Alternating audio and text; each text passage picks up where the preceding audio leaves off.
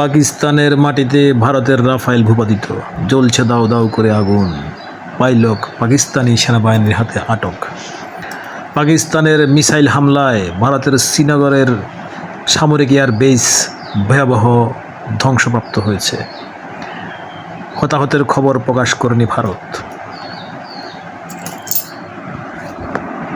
কাশ্মীরের নিয়ন্ত্রণ রেখা বরাবর ভারতের কতগুলি সেনা চৌকিকে উড়িয়ে দিয়েছে পাকিস্তান।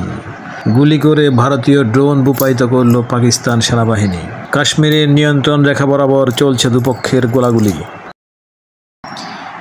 অবশেষে ভারত পাকিস্তান যুদ্ধ শুরু হয়ে গেল। গতকাল রাত বরাবর 1:20 থেকে 1:40 মিনিটের মধ্যে ভারত থেকে ধেয়ে আসা 5টি জঙ্গি বিমান পাকিস্তানের নিয়ন্ত্রিত কাশ্মীরের 9টি স্থানে মুহুর্মুহুর মিসাইল হামলা করে। এই মিসাইলগুলির আঘাতে পাকিস্তানের নিয়ন্ত্রিত কাশ্মীরের একটি মসজিদ, একটি মাদ্রাসা সহ 9 জন ব্যক্তি সাথে সাথে নিহত হন। তার মধ্যে একজন শিশু আছে। আরও 25 জনের মতো আহত হন বলে আমরা গণমাধ্যম থেকে জেনেছি। কিন্তু প্রতি উত্তরে 20 মিনিটের মাথায় পাকিস্তান যে কড়া জবাব দিয়েছে, সে কড়া জবাবের ফল হলো ভারতের 5টি বিমান ভূপাতিত, তার মধ্যে 2টি রাফায়েল, এবং ভারতের শ্রীনগরে যে তাদের এয়ারবেস, মিলিটারি এয়ারবেস আছে, সেই এয়ারবেসে পাকিস্তান সরাসরি আঘাত হানে। সেখানে কী ধরনের হতাহত হয়েছে তার খবরটা এখনও পর্যন্ত পাওয়া যায়নি। সেটা হয়তো যুদ্ধের একটা কৌশল হিসাবে প্রকাশ করা হচ্ছে না। এটা ছাড়াও পাকিস্তান ভারতের আরও বেশ কয়েকটা জায়গায় আঘাত হানে। সেই আঘাতগুলিতেও ভারতের 2 জন বেসামরিক লোক নিহত হয়েছেন বলে আমরা শুনেছি। আর কী পরিমাণ হতাহত হয়েছে এখনও কোনো মিডিয়া থেকে আসা আমরা খবর পাইনি। এই খবরটা পেতে একটু হয়তো সময় লাগবে। সবচেয়ে গুরুত্বপূর্ণ বিষয় হলো পাকিস্তান শুধু তাদের বিমান ধ্বংস করেই, ভূপাতিত করেই বসে নেই, বিমানের পাইলটকে পর্যন্ত পাকিস্তান নামিয়ে রেখে দিয়েছে। তো ডোনাল্ড ট্রাম্প এই বিষয়টা যখন শুনেছেন তখন তিনি এটা অত্যন্ত লজ্জাজনক বলে আখ্যায়িত করেছেন।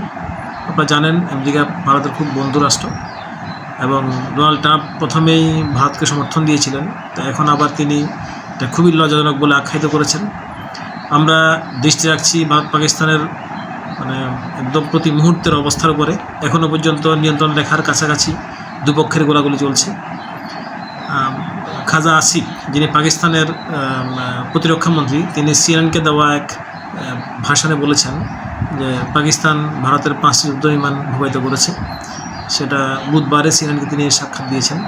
ইতিমধ্যে তুরস্ক পাকিস্তানকে তাদের সমর্থন ব্যক্ত করেছে। ভারতের এই আগ্রাসনকে ইসরায়েল সমর্থন দিয়েছে, কিন্তু আমেরিকা থেকে বলা হয়েছে যে তারা এই যুদ্ধ যাতে আরও কোনো দীর্ঘায়িত না হয় এবং কোনো প্রকার কোনো আরও সহিংসতা যাতে আরও মাত্রাতিরিক্ত পর্যায়ে না যায়, সে ব্যাপারে 2 পক্ষকেই শান্ত থাকার আহ্বান জানিয়েছে। সর্বোপরি আমার যারা দর্শক আছেন তারা অনেকেই আমাকে কমেন্ট করেছেন যে ভারত পাকিস্তান যুদ্ধ জীবনেও হবে না, কখনোই হবে না। আমরাও যুদ্ধের পক্ষে নয়, আমরা কখনো যুদ্ধ চাই না, ধ্বংস চাই না, কারণ প্রতিটা প্রাণের মূল্য আছে। সেক্ষেত্রে এই যুদ্ধ আমরা ধারণা করেছি এরা লেগে যাবে, কারণ ভারত তাদের ইমেজ ধরে রাখতে হবে। পাকিস্তান থেকে কড়া জবাব দেওয়ার একটা প্রতিশ্রুতি ব্যক্ত করা হয়েছে। গতকালকেও খাজা আসিফ বলেছেন ভারত যদি এরপরও তাদের আগ্রাসন বা তাদের এই ধরনের অপকর্ম যদি না থামায় তাহলে পাকিস্তান ফের কড়া জবাব দিতে বাধ্য থাকবে। এটা এই যাবৎকালে ভারতের সাথে পাকিস্তান যতগুলি যুদ্ধ হয়েছে তার মধ্যে সবচেয়ে বেশি ক্ষতির অবস্থা পড়েছে ভারতের, সেটা বিশেষ লোকদের মতামত যে ভারত যে পরিমাণ ক্ষতির সম্মুখীন হয়েছে একদিনের মধ্যেই, সেটা ভারতের অতীত ইতিহাসে চাইতে অনেক বেশি পরিমাণ ক্ষতির সম্মুখীন ভারত এখন হয়েছে। এর মধ্যে ভারতের একটা ড্রোনও ভূপাতিত করেছে পাকিস্তানের পক্ষ থেকে, গুলি করে সেই ড্রোনটা ভূপাতিত করা হয়েছে। ভারতের যে বিমানগুলি পাকিস্তান গুলি করে ভূপাতিত করেছে সেই বিমানগুলির একটা বিমানের বহুমূল্য। এই মুহূর্তে ভারত তাদের কোনো ব্রিফিংস এখনও পর্যন্ত সংবাদ মাধ্যমে দেয় নেই। আমরা আশা করছি খুব অল্প সময়ের মধ্যে ভারতের সেনাবাহিনীর পক্ষ থেকে একটা ব্রিফিংস দেওয়া হবে। ভারত শুধু বলেছে এটা যে আমরা পাকিস্তানের কোনো সামরিক স্থাপনায় আঘাত করিনি বা বেসামরিক লোকদের উপরে কোনো আঘাত করিনি। যে সমস্ত জায়গায় জঙ্গি অবস্থান করেছে তাদের ওখানে আমরা আঘাত করেছি। পাকিস্তান কিন্তু ভারতের সামরিক বেসে আঘাত করেছে এবং বেশ কয়েকটা গুরুত্বপূর্ণ সামরিক চৌকিতে আঘাত করেছে এবং কাশ্মীরে ভারতের একটা সামরিক চৌকিকে অলরেডি পাকিস্তান উড়িয়ে দিয়েছে। এ ধরনের খবর আমরা বিভিন্ন গণমাধ্যম থেকে পেয়েছি। তো সর্বোপরি বর্তমান অবস্থা এবং কী ঘটতে যাচ্ছে বা কী হতে যাচ্ছে এটার খুব সাম্প্রতিক তথ্যগুলো জানার জন্য আপনারা আমাদের চ্যানেলের সাথে থাকুন। সবাই দোয়া করবেন আল্লাহর কাছে যেন আল্লাহ যুদ্ধটা প্রলম্বিত না হয়, দীর্ঘায়িত না হয়, সাধারণ মানুষদেরকে যেন আল্লাহ রক্ষা করে, প্রতিটা প্রাণকে যেন আল্লাহ পাক রক্ষা করে।